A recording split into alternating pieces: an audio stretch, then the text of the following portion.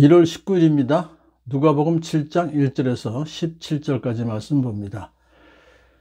예수님께서 이제 평지에서 설교를 다 마치신 후에 가버나움으로 돌아오셨습니다. 그런데 가버나움엔 한 백부장이 살고 있었는데 그가 유대인 장로들에게 부탁을 해서 예수님께 좀 부탁을 해서 자기 집에 와서 오셔서 종을 낳게 해 주십시오. 그렇게 했어요. 그 종은 그에게 있어서는 아주 소중한 종이었다 그래요.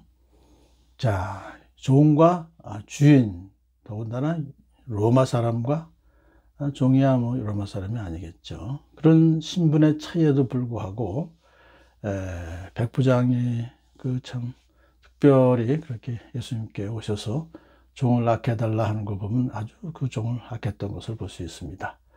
자, 부탁을 받은 또 장로들이 예수님께 와서는 간곡히 탄원합니다. 그 백부장은요, 예수님께 은혜를 받을 만한 사람입니다. 왜냐하면 그가 로마인이긴 하지만은 우리 민족을 사랑하고 우리에게 회당을 지어 주었기 때문입니다. 그러니까 그의 청을 꼭 좀 들어주셔야 되겠습니다. 그런 거예요. 당시 자기들을 지배하고 있던 그런 로마의 장교의 그 부탁을, 그것을 참 그렇게 잘 간곡히 와서 탄원한 것을 보면은 평소에 그 백부장이 유대인들에게 많은 선행을 베풀었던 것을 우리가 알 수 있습니다. 자, 예수님께서는 두말하지 않으시고 그들과 함께 이제 백부장 집으로 향하십니다. 그 집에 가까이 왔을 때 또 백부장은 친구를 보내서 아닙니다. 저희 집에 오실 필요가 없으십니다. 그래요. 오시지 말라고 그래요. 주님, 더 수고하실 것 없습니다. 저는 주님을 제 집에 모셔드릴 만한 자격이 없습니다. 그래서 제가 주님께 나올 엄두도 못 냈습니다. 백부장이 왜 이런 말을 할까요? 그가 주님이라고 하는 것을 보면은 백부장은 예수님의 놀라운 그 신적 성분을, 권능을 확신했기 때문에 그렇다. 예수님의 신성을 그가 확신했다. 그렇게 볼 수 있어요. 그래서 그렇게 위대하신 분이 자기 집에 들어오시는 것을 감당치 못하였습니다.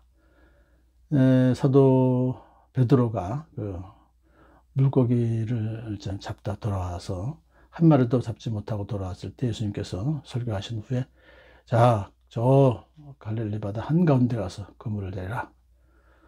대낮에 그물을 내리면 한 마리도 못 잡을 거 알지만 가서 네 하고선 순종했더니 두 배 가득 참 싫었죠, 그 물고기를. 그때 이제 베드로가 죄인입니다. 저를 떠나 주십시오 그랬잖아요. 그렇게 감당하지 못할 바로 그분이라고 하는 것을 여기서 백부장이 얘기했던 것이죠. 그러면서 이제 이렇게 부탁합니다. 그저 말씀만 하셔서 제 종을 낫게 해 주십시오 그래요. 집에 오지 마시고 그냥 말씀만 하셔도 제 병을 낫게 주실 줄 믿습니다. 그거 아니에요. 그냥 말씀만 해 주십시오 하면서 백부장은 이렇게 말하죠. 저도 상관을 모시는 사람이고 제 밑에는 부하들이 있어서 제가 이 사람들로 가라 하면 가고 저 사람들로 오라 하면 옵니다. 그 군대에서는 상관의 명령에 복종해야 되는 거죠. 자, 그래서 그런 이제 조직 생활을 했던 사람이기 때문에 백부장은 예수님께서 말씀으로 명령만 하시면 그것이 될 것입니다. 그 얘기는 무슨 얘기죠? 바로 예수님은 온 하늘과 땅에 속한 모든 것을 다스리는 권세가 있으신 분이라는 그런 걸 지금 이렇게 고백하는 거죠. 자, 자기도 군대에서 부하한테 이렇게 좀 명령하면은 그것을 부하들이 따르는데 우리 예수님께서는 신적인 권위를 가지신 분이시기 때문에 우리 인생에게 세상의 어떤 것에 대해서 명령하면은 따를 것입니다. 그런 뜻이에요. 자, 이런 놀라운 그런 참 믿음을 보신 예수님께서는 참 놀라셨습니다. 따라오는 모든 사람에게 나는 이스라엘 사람 가운데서 이렇게 참 좋은 믿음, 이런 믿음을 본 일이 없다. 사실 그런 믿음도 대단했습니다만은 더 참 귀한 것은 그 믿음으로 자기의 유익을 위해서 그렇게 구한 것이 아니라 그 당시도 천하게 여기는 종을 위해서 그 믿음을 사용한 것을 보면은 그 믿음이 더욱더 빛나게 된 것입니다. 자, 그리고 이제 마태복음 같은 그 사건을 기록한 걸 보면 예수님께서 백부장에게 가거라, 내가 믿은 대로 될 것이다 라고 말씀하셨더니 바로 그 즉시 그 종이 나았다 그래요.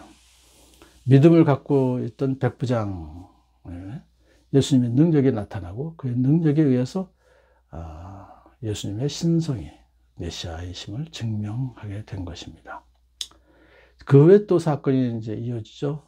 갈릴리의 나인이라는 성에 예수님께서 가시게 됐는데 이제 많은 사람과 함께 갔습니다. 그런데 성문 밖에서 한 또 사람 때를 봅니다. 많은 사람들이 나오고 있습니다. 한 과부의 죽은 외아들을 메고 나오는 상여 일행이었어요.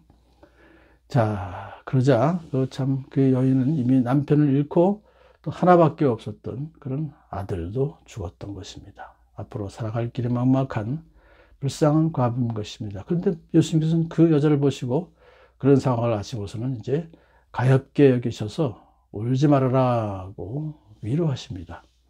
그냥 단순한 위로가 아니라 그의 문제를 해결해 주시는 거죠.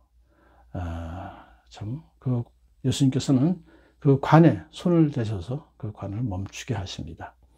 그리고서는 이제 젊은이야, 내가 내게 말한다, 일어나라 하면서 관 속에 있는 그 죽은 아들에게 명령하십니다. 내가 내게 말한다, 일어나라. 그러자 죽은 아들이 일어나 앉아서 말을 하기 시작했다 그래요. 놀라운 기적이 일어나는 것입니다. 죽은 아들이 살아나게 된 것입니다. 자, 장례식 날이 이제 그 두 번째 생일이 되고 나고 성 밖으로 나오던 그 모자가 이제는 성 안으로 돌아가게 되는 회복의 역사가 일어나게 된 것이죠. 그 장면을 본 많은 사람들이 두려움에 사로잡혔습니다. 야, 정말 그들이 말합니다. 우리가 큰 예언자를 보았다. 큰 예언자가 나왔다. 하나님께서 자기 백성을 돌보셨구나. 그렇지만 예수님께서는 엘리야나 엘리사 같은 큰 예언자 정도가 아니시라 바로 메시아이시고 하나님의 아들이셨습니다. 자, 오늘 그래서 그 예수님께서 죽은 나인성 과부의 아들을 살려주셨던 그 무엇보다도 그래서 그에게 돌려주셨죠. 아들을 그 어머니 품 안에 다시 돌려주셨다 하는 걸 보면은 우리 오늘의 삶에 있어서도 그런 참 절망 가운데 있고 슬픔과 고통이 있는 또 우리 사람들에게 다시 죽은 아들을 살려주셔서 돌려주셨던 것처럼 또한 우리의 그 고통을 다시 기쁨으로 바꿔주시는 예수님을 오늘도 우리는 찬양합니다.